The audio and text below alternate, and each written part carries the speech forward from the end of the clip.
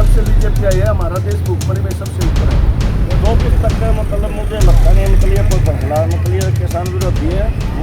जब तक किसान अपने उद्देश्य में सफल नहीं हो जाता तब तक किसान घर नहीं जा सकता। अन्नदाता आंदोलित हैं।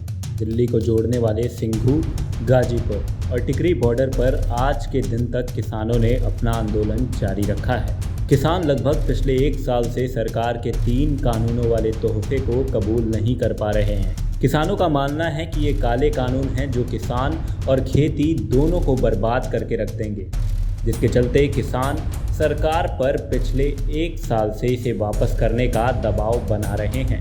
पिछले कई दिनों से किसानों की कवरेज ना तो किसी नामी यूट्यूबर पत्रकार ने की है और मेन स्ट्रीम मीडिया तो आंदोलन में पिज्ज़ा की महक सूंघकर ही कवरेज कर देती है, जैसा कि आप सबने देखा ही होगा।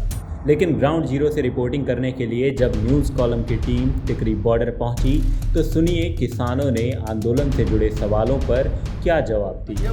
जब से आरएसएस की सरकार आई है वो हमारे देश के मध्य वर्ग को और सिर्फ पूंजीपतियों को ही फायदा पहुंचाना चाहती है और आम जनता को गुलामी की तरफ भेजती है। 1000 साल पहले का जो हमारा इतिहास था कि लोग मूर्ति पूजा की तरफ, दहेज प्रथा की तरफ, सती प्रथा की तरफ जो जीवन हमारा था उसकी तरफ दोबारा से धकेला जा रहा है। शिक्षा नीति को बदल दिया, लेबर कानून को बदल दिया, कृषि कानून लागू इसलिए करते कि किसानों की जमीन जल्दी से जल्दी औने पौने दामों पे छीन कर पूंजीपतियों को दे दी जाए।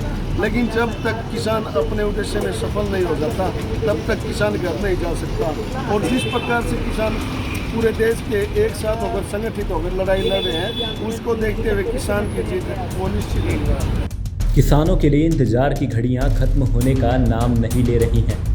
जनवरी के बाद से अब तक सरकार की ओर से बातचीत के लिए कोई बुलावा नहीं आया है। किसानों को लेकर फिलहाल सरकार क्या सोच रही है ये समझ पाना तो नामुमकिन सा है, परंतु आंदोलन पर बैठे किसानों की नज़रों में अब सरकार एक विलन बन चुकी है।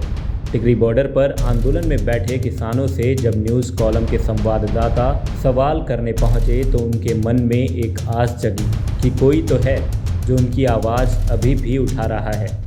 इसी क्रम में इन कानूनों को लेकर जब हमने किसान आंदोलन में बैठे एक 20 साल के युवा से इस आंदोलन में बैठने की वजह पूछी तो सुनिए उसने क्या कहा। था कि जो मजदूर है वो बारूद है और शिक्षा चिंगारी है।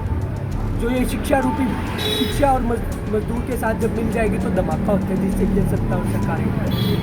तो ये सरकार नहीं चाहती कि लोग पढ़ लिख जाए, इसलिए जब एकेडमिक फ्रीडम की बात आती है जिसके अंदर हम 2014 से पहले वर्ल्ड एवरेज से ज़्यादा थे, अच्छी रैंकिंग थी हमारी, लेकिन अब वर्ल्ड एवरेज से भी डाउन जा चुकी है जो हमारी एकेडमिक फ्रीडम है। अशोका यूनिवर्सिटी का आप एग्जाम्पल ले सकते हैं सीधे सीधे। टीवी जो एक न्यूज़ का शोक होता है, लेकिन आप आज मीडिया की रैंकिंग देख लो 142nd रैंक है प्रेस फ्रीडम इंडेक्स के अंदर। वो मीडिया फिर उनको वही डायरेक्शन देती है ना। आप दिन रात मीडिया के अंदर आप सिर्फ हिंदू मुस्लिम चलाओगे, पाकिस्तान चलाओगे तो लोगों को क्या पता चलेगा, उनको डायरेक्शन मिलेगी कैसे? अगर आप फार्मिंग सेक्टर पे, बेरोज़गारी के ऊपर, महंगाई के ऊपर, करप्शन के ऊपर, इन चीज़ों पे दिखाओगे तो लोग इन डायरेक्शन में जाएंगे। 2014 से पहले मुद्दे होते थे ना महंगाई जैसे, आज कोई मुद्दा होता है? आज कट्टर राष्ट्रवाद का, धर्म का मुद्दा होता है। खाली पेट कोई भी व्यक्ति राष्ट्रवाद की और धर्म की बात नहीं कर सकता। जिसका पेट भरा है सिर्फ और सिर्फ वही व्यक्ति ये बातें कर सकता है।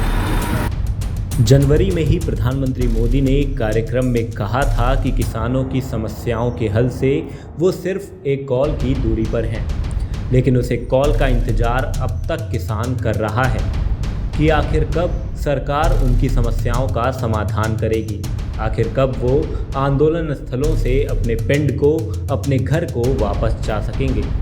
सोचिए ज़रा कितना खूबसूरत होगा वो दिन जब किसान खुशी खुशी अपने ट्रैक्टरों और ट्रकों को लेकर सड़कों से वापस अपने घर को जाएंगे। हम बस आशा कर सकते हैं कि सरकार जल्द ही किसानों को सम्मानपूर्वक उनकी समस्याओं का हल कर उन्हें वापस भेजेगी। टिकरी बॉर्डर से प्रखर और नव्या के साथ मोहन राउत, न्यूज़ कॉलम के लिए। अगर आपको ये खबर सच्ची लगी तो चैनल को सब्सक्राइब जरूर करें। याद रहे, सोशल मीडिया पर सच्ची खबरें सिर्फ न्यूज़ कॉलम पर।